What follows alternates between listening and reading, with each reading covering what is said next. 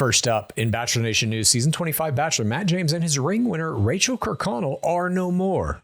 Maybe. This morning. Maybe. That's right. What? That's Oh correct. my God. This Okay, morning. here we go. You're into conspiracy theories. I'm like, what are you talking about? The This is first truth. sentence of our news is going to be fake news clues. Okay, cool. That's right. Look, we are on the precipice Don't of believe TikTok being anything destroyed. you read or see or That's hear. right. If it ain't on TikTok. This morning, Thursday, January 16th, as we record this, James posted a single image of himself and Kirkconnell at their first meeting during the limo exits of Bachelor season 25. Along with the image, the almost Bachelorette season 16 rookie wrote, "Father God, give Rachael and I strength to mend our broken hearts. Give us peace about this decision to end our relationship that transcends worldly understanding.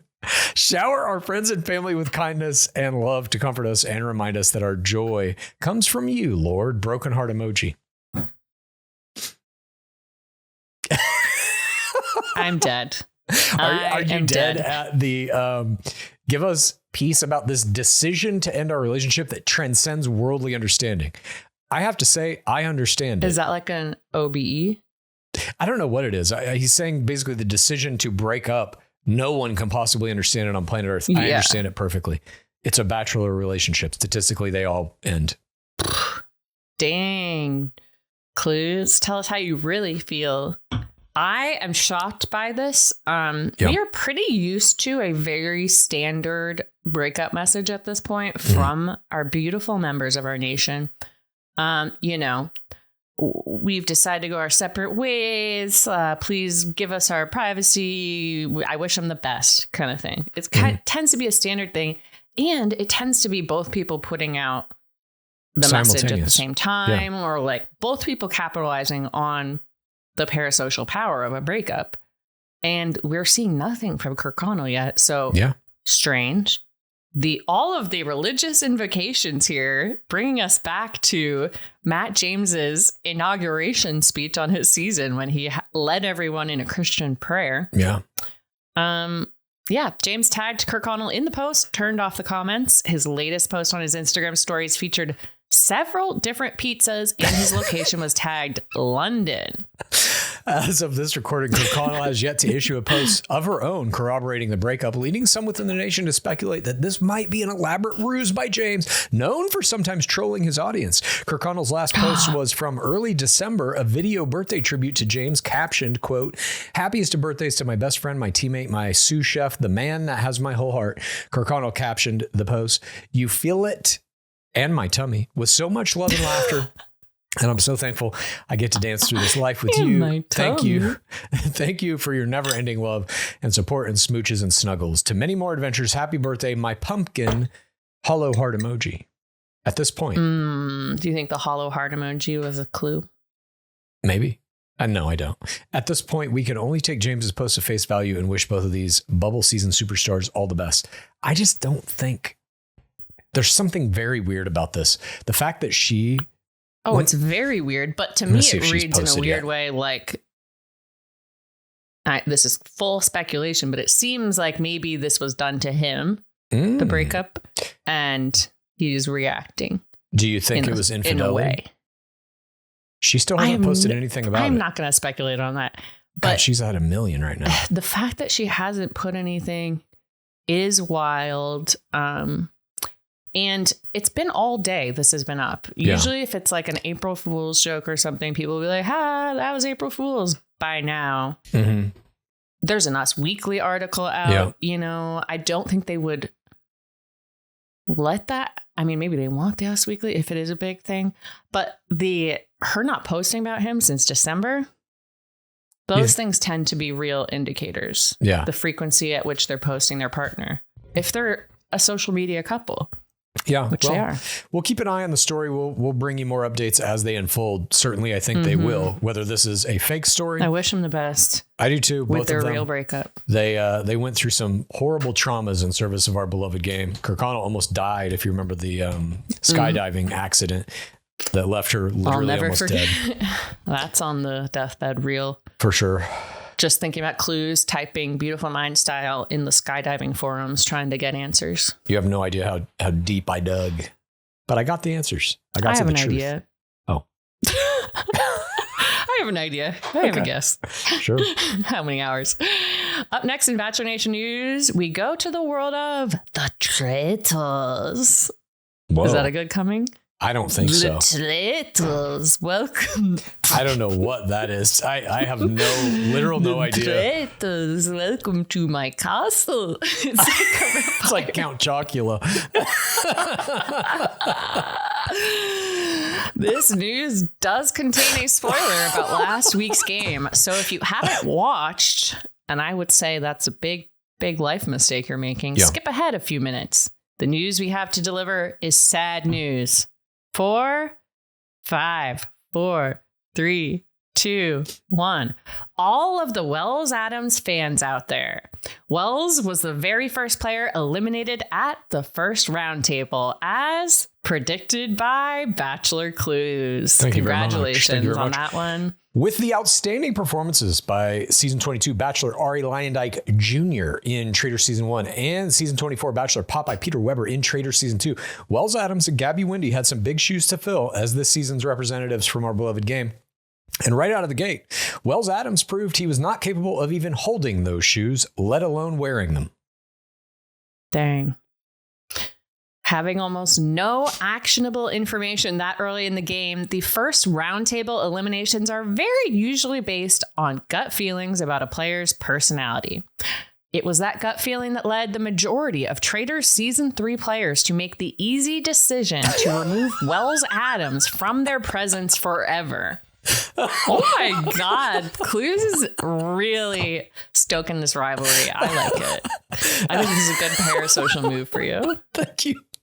After his elimination, Wells took to Instagram to post a YouTube video of himself and the first player murdered by the traitors in that same episode, New York housewife Dorinda Medley, with the caption, quote, "Well, that was fast. Listen, I can stomach being banished, but how dare you get rid of an American treasure like at Dorinda Medley? Anyways, here's us giving out superlatives to a bunch of people who betrayed us." Now, Gabby Wendy is our only hope. We kind of knew that would be the case before the season even started. Good luck, Gabby. Make the nation proud. And you can find full coverage of that Traitors Elimination YouTube video right here at Game of Roses on YouTube, as well as continued coverage of this season of the Traitors and all of the elimination videos as they air throughout the season. I watched your Dorinda Wells one. Yeah, thank you. I love that they're doing that content. It honestly kind of should be in the show, but I agree with you 100%, but I don't know where you put it. You want to see those reactions. You're doing an hour-long show. You make every show an hour and 20 minutes, I guess. I don't know. Yeah, you'd have to make the show longer. And finally, because you can't cut anything. This season is so good. I agree. It's fantastic. Chriselle Please join roasting me. Sandoval. Ugh. She was like, I know you're capable of lying, and that's why I'm voting for you. Sandoval has some wild play style. I just think he's not good at the game. But join me on our Patreon at patreon.com/GameRoses to literally watch every episode of Traitors if you'd like. And finally, in Bachelor Nation news, Grant Trout, the billionaire Nepo baby husband of Bachelor Season 24 runner-up Madison Pruitt, claims he has never seen her season of The Bachelor. In this week's episode of Pruitt's podcast, Stay True with Madison Pruitt, the Chastity Ultimatum player asked the billionaire former Drake fan, "Have you ever watched a second of me on The Bachelor?" His response: "Never, not once, never, not one time, not on YouTube video, not one clip, no." That's a really good impression. Thanks. I thought that was an audio clip. The right-wing Christian power couple ended the video by both admitting that they sometimes forget Maddie was on the show. And she confessed, "I'm so far removed from Bachelor World that I kind of forget that it even happened." Trout agreed with his Christian queen, saying, "I totally forget, so don't apply that to your life. That has nothing to do with your life. That has nothing to do with our life."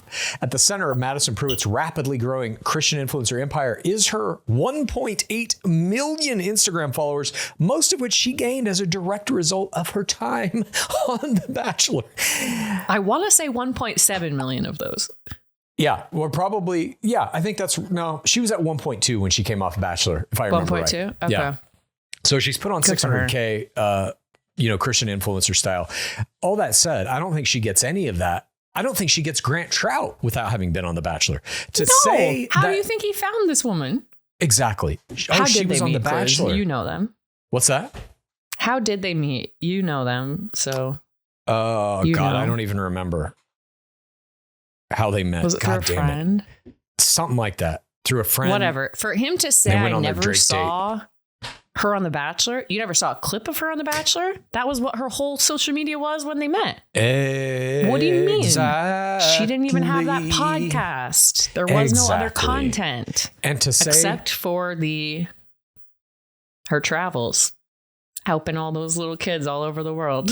Yeah, I remember those posts. Jesus. To say though, when Trout says that doesn't apply to your life, has nothing to do with who you are. And she's like, I forget that it even happened. Everything she currently is only because of The Bachelor, with some exception, not psychologically. I think her dad programmed her to be a hyper competitive champion. Obviously, Christianity was an early indoctrination kind of thing from her parents. Those two pieces of her personality exist without The Bachelor. All of the success she's had post that, though, I think is only because of The Bachelor. I don't think she ever meets Grant Trout without The Bachelor. I don't think she becomes entitled to some of that $1 billion fortune without The Bachelor. Certainly, she's not an influencer. Certainly, she's not doing all of her pastor gigs at all these different churches and shit. It's all because of The Bachelor. And to discount it like this. I can't believe you would say this about one of your 5 best friends. Well, I mean, I don't know her. I just know her parasocially. But it's very similar to me to when Natalie Joy claimed to not know that Nick Viall was The Bachelor. That he was just some hot older guy. But she DM'd. She didn't know, Clues. Yeah, she didn't know at all. She just saw a pretty face. Yeah. She just heard his voice. Go click, click. She heard him going, girls don't be stalking. They never look at social media profiles. You just go one click, you see one pic, you're like, great. Exactly. She Sign didn't me know. up. And it's this idea that time to slide. Some of these players promote this idea that The Bachelor is like either in their rearview mirror or had no effect on their lives, or that's not who they are. Meanwhile, they have built empires off the back of their time in game. Viall has done it. Pruitt has done it. And they both kind of discredit the show in one way or another. He's actively recapping the show still. Yeah. At least Madison is talking about whatever. She's basically talking about being pregnant, being married, being a Christian. Those are her 3 main topics at this point. Well, pregnancy brain can make you forget too. Yeah, that's probably what it is. Please rate this podcast. Please review this podcast. Please get a friend to listen to us. And then please rate this podcast. Please review this podcast.